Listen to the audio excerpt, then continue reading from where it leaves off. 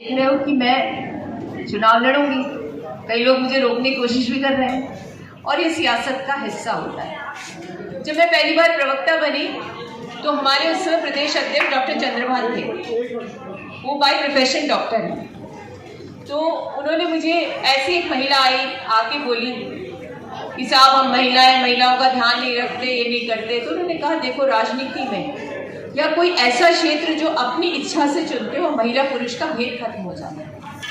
आपको वहां पर वही सब करना पड़ता है जो एक पुरुष में एक महिला भी है। अगर मुझे कहीं राजनीति करनी है तो मुझे मेरे विधानसभा में उतना ही टाइम देना पड़ेगा जैसा कि कोई पुरुष ले सकता। लेकिन आजकल जैन साहब आपसे मैं पता है कि वो कह रही हूँ कि ज्यादा मेरा ध्यान रखो, क्योंकि आप ऐसे तो मेरे बड़े भाई हो और ससुराल पक्ष से तो जेठ भी हो सकते हो, लेकिन आपको मेरा ध्यान इसलिए रखना है।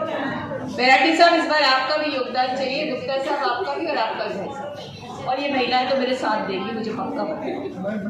इसलिए क्योंकि मैं जरा से वोटों से हार गई थी पिछला चुनाव, और मैं अपनी परंपरागत सीट होती ना पार्टी की, उससे नहीं लड़ती मैं चुनाव। वहाँ हमारी विचारधारा की समतुल्य विचारधारा के लोग कम हैं, लेकिन हमको अच्छे वोट मिले। पर अभी क्या हो कि मेरे प्रतिद्वंदी को लगा, इसलिए लगा कि सर्वे में वो हार रहे हैं, तो मैं सोचा कि मेरा पार्टी में जो प्रतिद्वंदी है उससे मैं गठजोड़ कर लूं, और दोनों ने होटल में बैठक कर ली।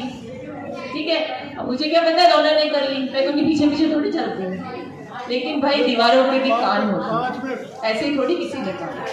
तो दीवारों से छनकर बात बाहर आई कि 40 खोखे का सौदा हो गया। ठीक है, अब इतना बड़ा सौदा मैं कहूँ जैन साहब मुझे दे दो बाबा, मैं क्यों चुनाव लड़ूं, मुझे रोकने के लिए खर्च करते हो।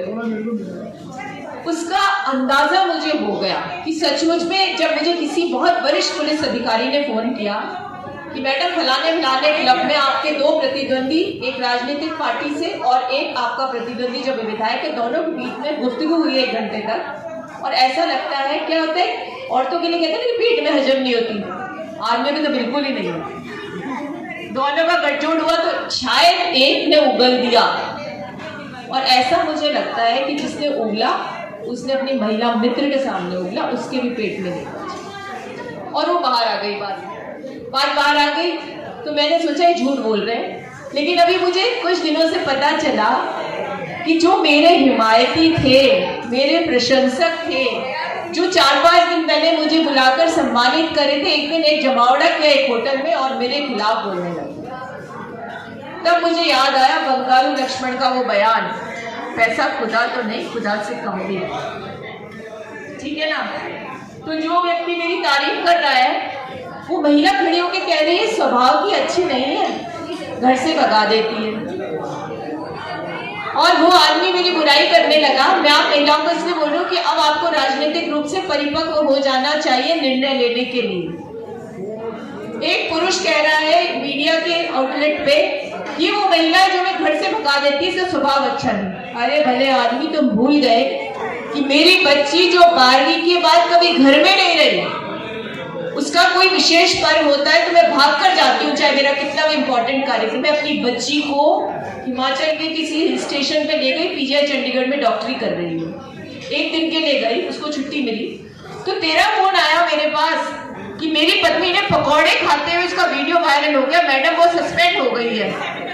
तो मैं 100 किलोमीटर नीचे उतरी और मैंने मंत्री जी से अनुरोध किया, ये मेरे कार्यकर्ता की पत्नी है, इसको आप निलंबित मत करिए, मैं जयपुर आकर के आपसे बात कर लूंगी। वो आदमी कहता है ये हमें भगा देती है। तो पैसा बोलता है, लेकिन पैसा बोलता है, ज़मीर नहीं बिकता है।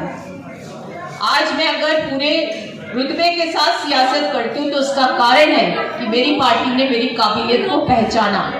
उनको पता है मैं निष्ठावान कार्यकर्ता हूँ। मैंने विपरीत परिस्थितियों में चुनाव लड़ा और जीता चुनाव में हार गई, तो पार्टी ने मुझे अपना चेहरा ही नहीं बनाया, मंत्री के पद से नवाज दिया। अब देखो जैन साहब, बैराटी साहब, आप तो शुद्ध पुरुष हो, लेकिन ऐसे भी पुरुष हैं जो महिलाओं से डरते हैं। पैसा खर्च करके उन लोगों का जमावड़ा कर लिया जो कभी कांग्रेस के सगे नहीं है, कांग्रेस के बनते हैं लेकिन सगे नहीं है। वो शराब भी बीजेपी की बांट देते हैं चुनाव में, और कैसे जड़ें खोदनी है, मोटरसाइकिलें चलानी है अपने कैंडिडेट, उनका एक जमावड़ा करके और एक प्रपंच रचा। ये बात मैं इससे कह रही हूँ कि बार बार अब मुलाकात नहीं, चुनाव का समय है।